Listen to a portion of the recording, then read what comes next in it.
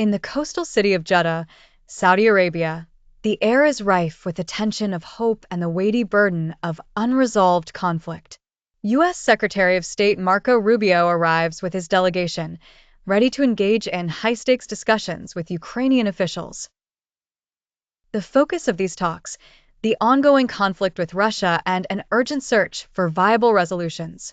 Ukrainian President Volodymyr Zelensky also lands in Jeddah, his presence marking the significance of these deliberations.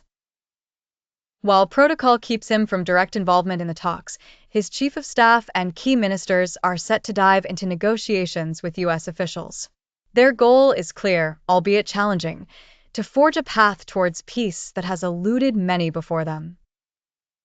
Leading the U.S. delegation with Secretary Rubio is Steve Witkoff, the crisis envoy.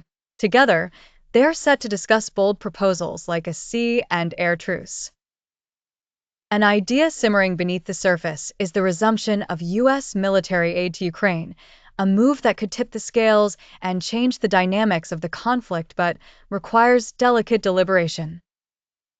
Interwoven with these proceedings is President Zelensky's planned meeting with Saudi Crown Prince Mohammed bin Salman. This encounter underscores Saudi Arabia's emerging role as a mediator in international conflicts.